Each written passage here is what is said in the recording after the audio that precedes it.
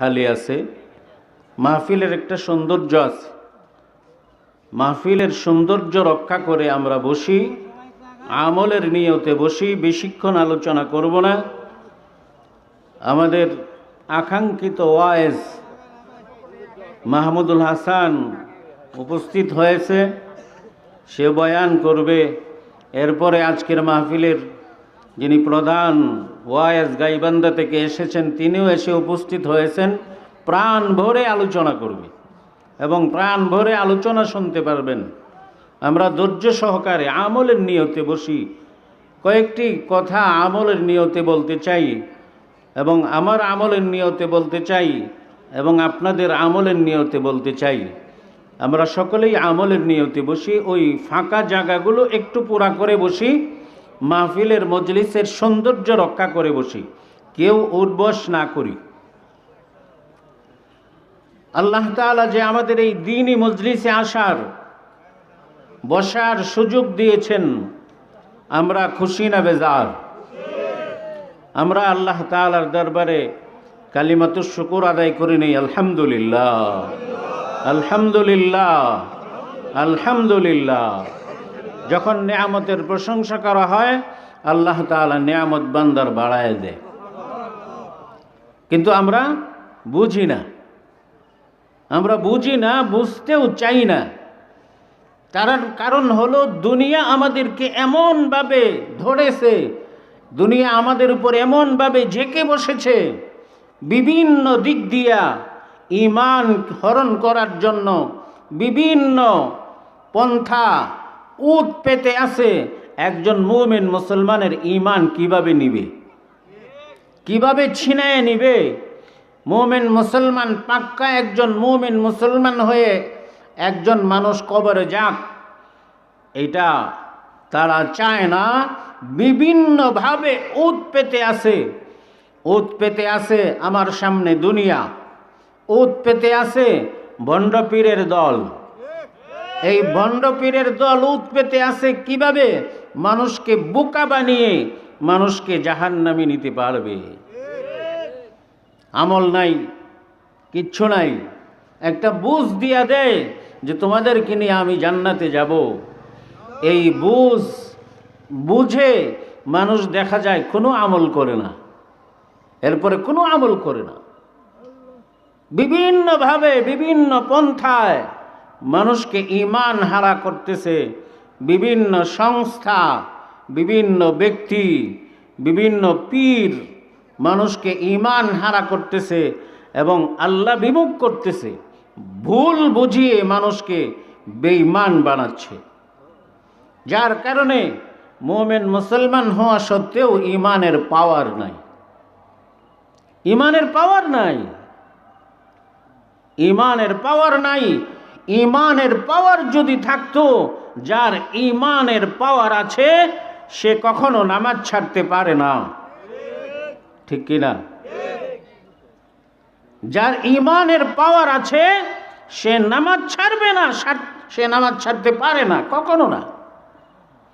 যার ঈমানের পাওয়ার আছে সে বেপরদা হবে না, যার ঈমানের পাওয়ার আছে সে সুদ খাবে না, যার ঈমানের পাওয়ার আছে সে ঘুষ খাবে না, যার ঈমানের পাওয়ার আছে সে অন্যের জমি দখল করবে না, যার ঈমানের পাওয়ার আছে অন্যের উপর জুলুম করবে না, যার ঈমানের পাওয়ার আছে সে কি হবে না? হারাম খাবে না, হারাম খাবে না। যার ঈমানের পাওয়ার নাই সেই এই কাজগুলি করে। বিষয়গুলি বুঝতে হবে। ওয়াজ মাহফিলে এক একজন এক এক আঙ্গিকে কথা বলে, এক একজন এক এক আঙ্গিকে কথা বলে। সবার কথাই কোরআন এবং হাদিসের কথা, আল্লাহ এবং আল্লাহর রসুলের কথা। আল্লাহ এবং আল্লাহর রসুলের কথা মানুষ কিভাবে মানবে? মানুষ আল্লাহ এবং আল্লাহর রসুলের উপর পূর্ণ আস্থা কিভাবে আনবে? মানুষ কিভাবে আমলওয়ালা হয়ে যাবে? এক একজন এক এক আঙ্গিকে কোরআন এবং হাদিসের কথা বলে। সবগুলো কথাই কোরআন এবং হাদিসের কথা। এই জন্য মনোযোগ সহকারে শুনতে হবে। যতক্ষণ থাকবো একান্ত উজর ছাড়া মাহফিল থেকে কেউ উঠবেন না। সামান্য সময়ের এই আমাদের এই কোরআন এবং হাদিসের কথা শোনা হতে পারে আল্লাহ তাআলা আমার জীবনকে পরিবর্তন করে দিবেন। কার কথার দ্বারা আমার আমলের পরিবর্তন হবে, আমার জীবনের পরিবর্তন হবে বলা যায় না। এই জন্য যে যেভাবেই কথা বলুক, সুর দিয়া বলুক, সুর ছাড়া বলুক, কোরআন হাদিসের কথাই বলবে। কাউকে অবহেলা না করা, কারো কথা অবহেলা না করা। কারণ সে যে কথাটা বলবে কোরআনের কথা বলবে, আল্লাহর কথা বলবে, রসুলের কথা বলবে। এই জন্য আমলের নিয়তে বসি।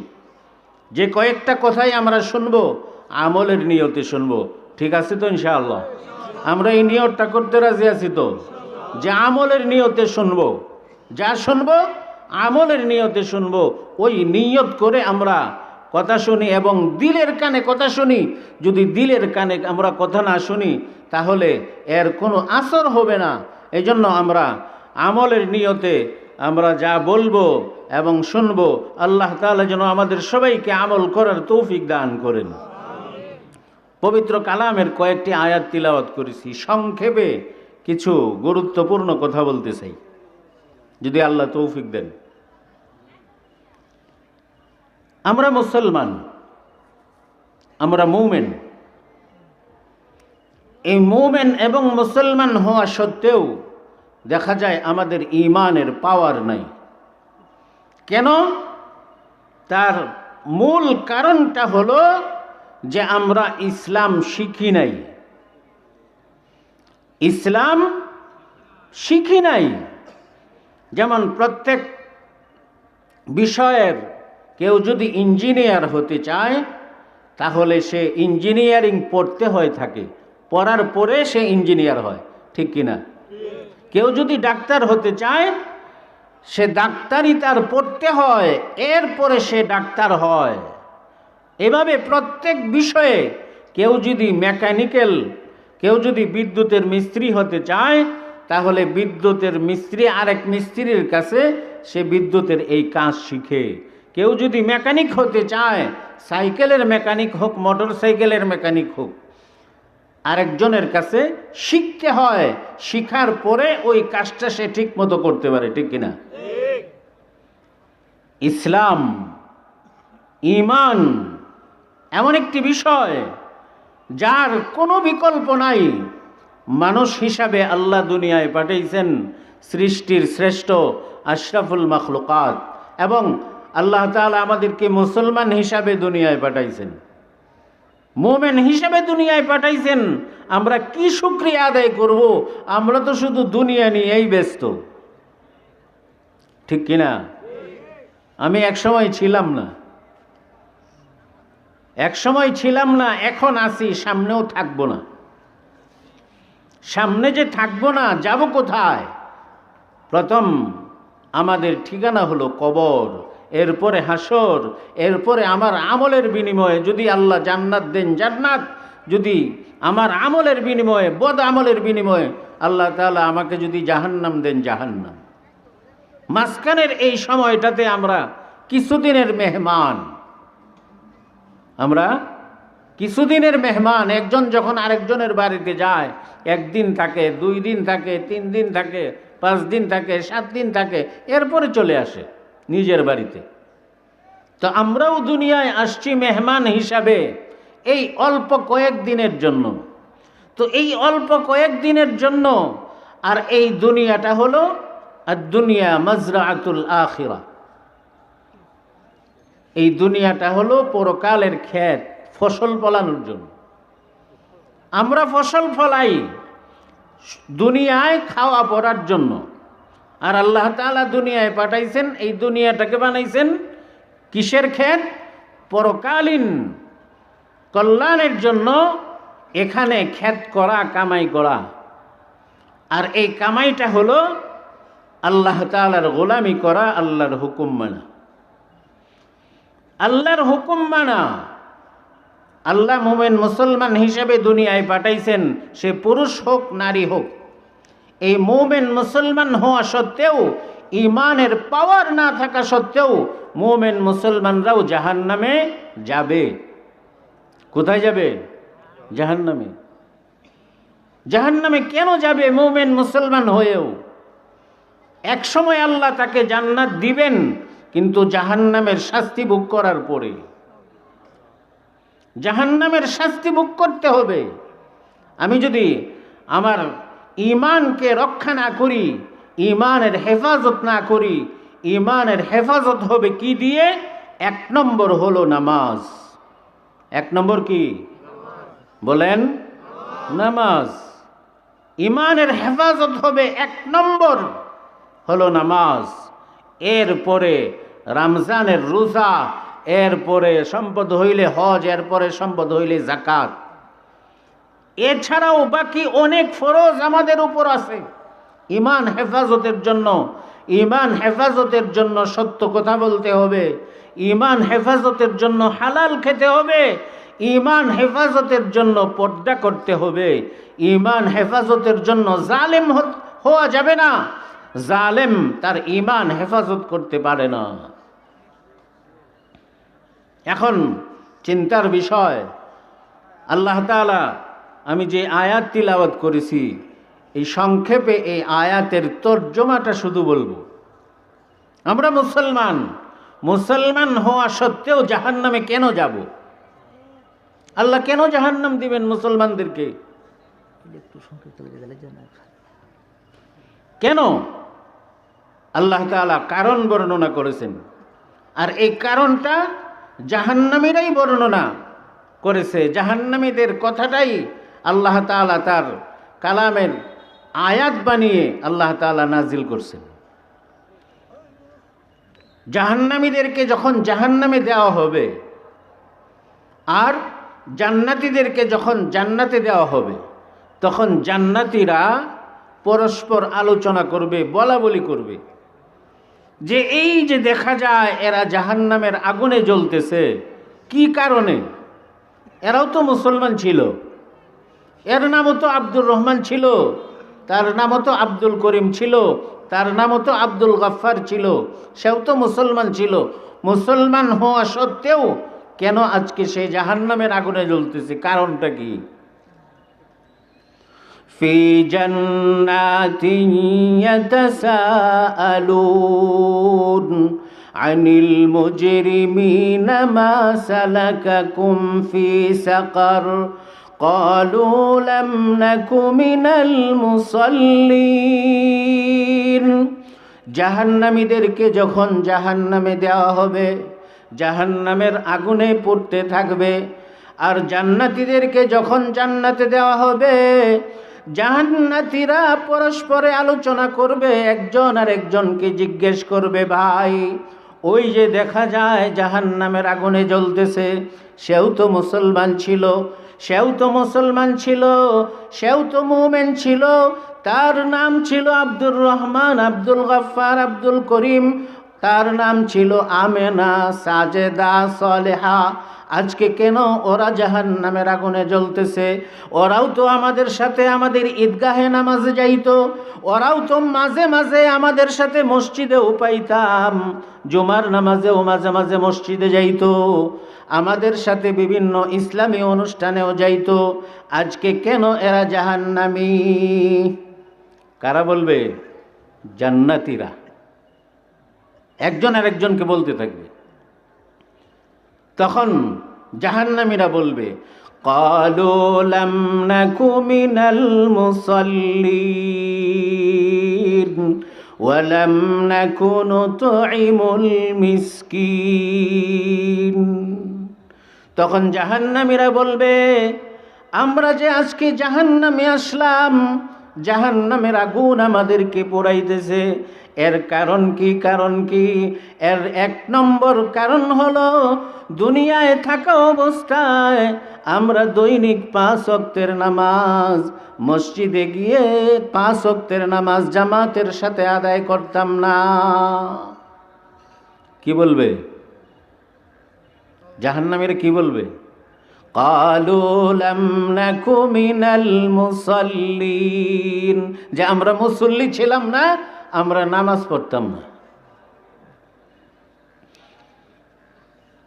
যে নামাজ পড়ে না তার ঈমানের পাওয়ার নাই, আর ঈমানের পাওয়ার যদি না থাকে তাহলে তাকে ওই ঈমান তাকে জান্নাতে টেনে নিয়ে যাবে না, তাকে জাহান্নামে নিক্ষেপ করবে। এখন আমরা কি জাহান্নামে যাইতে রাজি? হ্যাঁ, জাহান্নামে যাইতে রাজি? পৃথিবীর এমন কোন মুসলমান মুমিন দাবিদার, তাকে যদি জিজ্ঞেস করা হয় তুমি কি জাহান্নামে যাবে, কেউ বলবে না যে আমি জাহান্নামে যাব, কেউ বলবে না, একজন মানুষও পাওয়া যাবে না। সবাই আমরা জান্নাতে যেতে চাই। যে জান্নাতে যাওয়ার জন্য 1 নম্বর লাগবে নামাজ। কি লাগবে? নামাজ। মসজিদের উদ্যোগে এই আয়োজন, নামাজ লাগবে। নামাজ ছাড়া জান্নাতের আশা করা যায় না। আল্লাহ নিজেই বলেছেন, জাহান্নামীরা বলবে যে নামাজ না পড়ার কারণে আজকে আমরা জাহান্নামী। আমরা নিয়ত তো করতে পারবো, ওয়াদা না, নিয়ত তো করতে পারবো যে আমরা নামাজ ছাড়বো না। এই নিয়তটা করতে পারবো তো ইনশাআল্লাহ? আমি ওয়াদা করাইতেছি না, কারণ ওয়াদা করাইলে এই ওয়াদা থাকে না, ওয়াদা থাকে না। আমি বলতেছি পাক্কা নিয়ত করেন, যার কারণে জাহান্নামে যেতে হবে নামাজ না পড়ার কারণে, সে পুরুষ হোক সে মহিলা হোক, নামাজ না পড়ার কারণে জাহান্নামী হবে। মুমিন মুসলমান হইয়া কেন জাহান্নামে যাব? আজকে থেকে আমরা এই পণ করে নেই, এই নিয়ত করে নেই যে যতদিন বাঁচব নামাজ ছাড়ব না। এই নিয়ত করে আজকে এই মাহফিল থেকে যাই, কারণ মুমিন মুসলমানের বাড়ি জান্নাত। আল্লাহ তাআলা জান্নাত প্রস্তুত করে রেখেছেন। আর যদি নামাজ না পড়ে দুনিয়ার থেকে যাই, তখন কি হবে? মৌতের সময় আমার সাকরাত হবে, মৌতের সময় কষ্ট হবে। আজরাইল আলাইহিস সালাতু ওয়াস সালাম যখন আমার প্রাণ বের করে নিয়ে যাবে, এত কষ্ট দিবে, এত কষ্ট দিবে, যে এই কষ্ট এমন কষ্ট দিবে, তখন চিৎকার দিতে থাকবে, চিৎকার দিয়ে ডাকবে যে আমার গলায় ফাঁস আটকিছে, রূহ গলায় এসে আটকে যাবে। চিৎকার দিতে থাকবে, তোমরা আমার সহায় সম্পত্তি সব নিয়ে যাও, তোমরা আমাকে জারফুক করো, আমার গলায় কাটা বিঁধেছে, আমার গলার কাটাটা তোমরা সরায় দাও। কিন্তু তার চিৎকার তখন কেউ শুনবে না, কেউ শুনে না। মৌতের সাকরাত যখন শুরু হয়ে যায়, তখন সে চিৎকার দিতে থাকে, কিন্তু তার চিৎকার কেউ শোনে না। বেনামাজি যখন দুনিয়ার থেকে যাবে, তখন মৌতের সাকরাত হবে, কষ্ট হবে। এরপরে যখন তাকে কবরে রাখা হবে, কবর ডাক দিয়া বলবে, আলাম তাআলাম আন্নী বাইতুত তুরাব। কবর ডাক দিয়ে বলবে, হে মৃত ব্যক্তি, তুমি কি জানো না, দুনিয়ায় থাকা অবস্থায় তুমি কি জানতে না কবর এটা মাটির ঘর? কবর কিসের ঘর? মাটির ঘর। আলাম তাআলাম আন্নী বাইতুত তুরাব। কবর ডাক দিয়ে বলবে, এটা মাটির ঘর, এখানে কোনো দালান কোঠা তোমাকে দেওয়া হবে না, তোমাকে কোনো দালান কোঠা দেওয়া হবে না। কবর ডাক দিয়া বলবে, আলাম তাআলাম আন্নী বাইতুল ওয়াহদা। কবর ডাক দিয়া বলবে, হে মৃত ব্যক্তি, তুমি শোনো, তুমি কি দুনিয়ায় থাকা অবস্থায় তুমি জানতে না কবর এটা একাকিত্বের ঘর? এখানে তোমার মা নাই, এখানে তোমার বাবা নাই, এখানে তোমার স্ত্রী নাই, এখানে তোমার সন্তান নাই, তোমার কোনো আত্মীয় স্বজন নাই। কবর ডাক দিয়া বলবে, দুনিয়ায় থাকা অবস্থায় তুমি কি এগুলো শোনো নাই? আলাম তাআলাম আন্নী বাইতুদ দুদ। কবর ডাক দিয়া বলবে, তুমি কি জানো না, দুনিয়ায় থাকা অবস্থায় তুমি কি শোনো নাই, জানতে না যে কবর এটা কীট পতঙ্গের ঘর, সাপ বিচ্ছুর ঘর। সাপ বিচ্ছু তোমাকে কামড়াবে। তুমি যদি আল্লাহর হুকুম মানতে তাহলে সাপ বিচ্ছু তোমাকে কামড়াতো না। তুমি যদি আল্লাহর হুকুম মানতে, নামাজ পড়তে, দৈনিক 5 ওয়াক্তের নামাজ পড়তে, তাহলে জান্নাত আর তোমার কবরের মধ্যে দরজা খুলে দেওয়া হতো। জান্নাতের সুখ শান্তি তোমার কবরে দেওয়া হতো। কবর ডাক দিয়া বলবে, তুমি যদি আল্লাহর হুকুম মেনে দুনিয়ার থেকে আসতে তাহলে তোমার এই কবরটাই তোমার জন্য জান্নাতে পরিণত হয়ে যেত। কবর ডাক দিয়া বলবে, আলাম তালাম আন্নী বাইতুজ যুলমা, হে মৃত ব্যক্তি, তুমি কি জানতে না, তুমি কি জানো না, কবর এটা অন্ধকার ঘর। তোমার জন্য কোনো আলোর ব্যবস্থা হবে না, তোমাকে কোনো আলো দেওয়া হবে না। আল্লাহর রাসূল সাল্লাল্লাহু আলাইহি সাল্লাম ইরশাদ ফরমান, একজন মানুষ যখন দুনিয়ার থেকে যায় তাকে কবরে রাখা হয়, তার চেয়ে অসহায় অসহায় আর কেউ নাই। একজন মানুষকে যখন কবরে দেওয়া হয়, মৃত ব্যক্তিকে, তার চেয়ে অসহায় আর কেউ নাই, আর কেউ নাই। তাহলে আমরা কিসের আশায় নামাজ ছাড়তেছি? কিসের আশায় আমরা সুদ খাইতেছি? কিসের আশায় বেপরদা হইতেছি? কিসের আশায় অন্যের উপর জুলুম করতেছি? মুমিন মুসলমান তো এই কাজগুলি করতে পারে না, যার কারণে আজকে মুমিন মুসলমানের পাওয়ার নাই। এই পাওয়ার না থাকার কারণে ওই মুমিন মুসলমান কি হবে? জাহান্নামী হবে। আমরা জাহান্নামে যাইতে রাজি কিনা? না, আমরা জান্নাতে যাব। এই জন্য আজ থেকে আমরা নিয়ত করে নেই। বিশেষ করে যুবক ভাইদেরকে বলবো, নিয়ত করে নাও, তোমার এই শরীরের শক্তি থাকবে না, এক সময় থাকবে না। কিসের আশা? দুনিয়াতে এক সময় তোমাকে লাথি দিবে, লাথি দিয়ে কবরে ফেলে দিবে। কেউ তো আমরা থাকবো না। এই জন্য আজকের এই মাহফিল থেকে আমরা এই নিয়ত করে নেই যে বাকি জিন্দিগি আর নামাজ ছাড়বো না, আল্লাহর হুকুম ছাড়বো না, আমরা আল্লাহর গোলামি করব, আর কারো গোলামি করব না। কোনো ভণ্ড পীরের দরবারে যাব না, কোনো দুনিয়ার কোনো পাল্লায় পড়ব না। আমরা মুহাম্মাদুর রাসূলুল্লাহ সাল্লাল্লাহু আলাইহি ওয়াসাল্লামের আদর্শ মানব, আদর্শ মেনে দুনিয়ার থেকে যাব। আল্লাহ তাআলা আমাদের সবাইকে আমলের উপর উঠায়া দিন। আল্লাহ তাআলা আমাদের সবাইকে জান্নাত নসিব করুন। আজকের এই মাহফিলকে কবুল করুন। এই মাহফিলে যারা এসেছেন আল্লাহ সবাইকে কবুল করুন। মাহফিলের যারা উদ্যোগী হয়ে মাহফিল করেছেন, বিশেষ করে নুনমুন্সি ভাই এবং এলাকার যুব সমাজ, এলাকার সকলকে নিয়ে আজকের এই মাহফিলের আয়োজন করেছেন, আল্লাহ তাআলা তাদের সবাইকে জাযায়ে খায়ের উত্তম বদলা দান করুন এবং এই মাহফিলকে কবুল করুন। আমিন। ওয়া আখির দাওয়ানা আনিল হামদুলিল্লাহি রাব্বিল আলামিন। আসসালামু আলাইকুম ওয়া রাহমাতুল্লাহ।